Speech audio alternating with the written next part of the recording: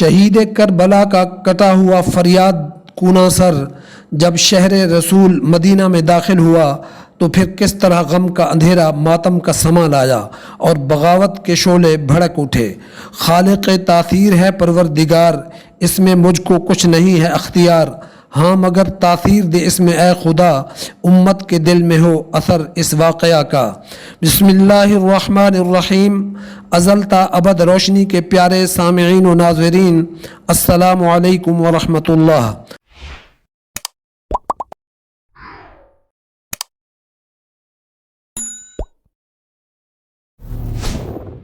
حضرت عابد بن حسین رضی اللہ عنہ کے کہنے کے سبب یزید نے نعمان بن بشیر کو کہا کہ فوج اپنے ہمراہ لو اور حضرت امام حسین کے سر کے ساتھ ان کے اہل خانہ کو مدینۃ الرسول پہنچا دو۔ نعمان بن بشیر نے نہایت سعادت مندی، ادب و احترام اور توقیر کے ساتھ خاندان نبوت کو مدینہ تک پہنچا دیا۔ اہل مدینہ جوش محبت میں جذبات سے مغلوب دیوانہ وار گھروں سے نکلے اور شہر سے باہر خانوادہ رسول کے استقبال کے لیے جمع ہو گئے۔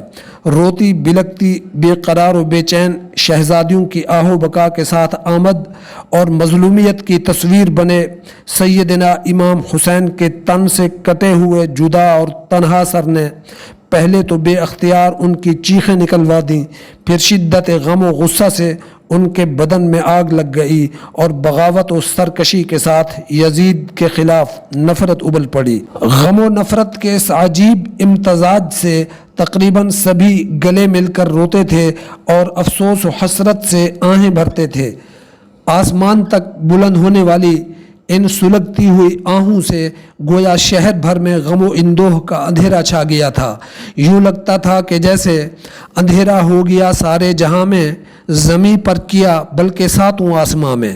سیدنا عابد بن حسین رضی اللہ عنہ شہزادیوں کے ہمراہ بیچارگی و مظلومیت کی تصویر بنے روتے اور تڑپتے ہوئے روضہ رسول اقدس صلی اللہ علیہ وسلم پر پہنچے اور رو رو کر خوب دل کی بھڑاس نکالی۔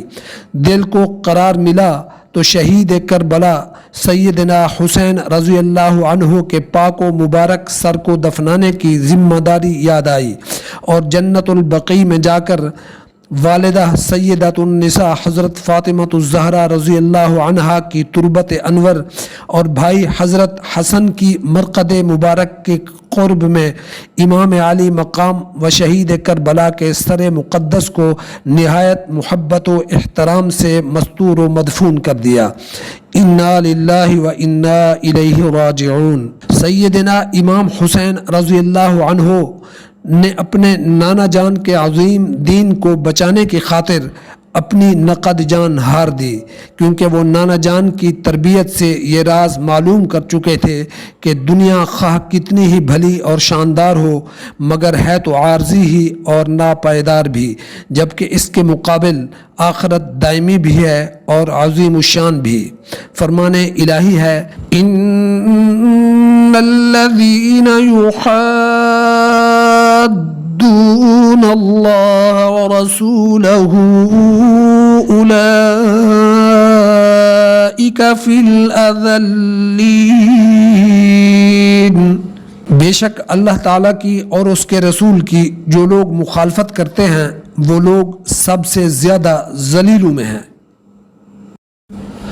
صاحبو، امام مظلوم اور شہید کربلا کی یہ ظاہری شہادت جو تھی با کمال، مفصل بیاں ہو چکا اس کا حال۔ فی امان اللہ۔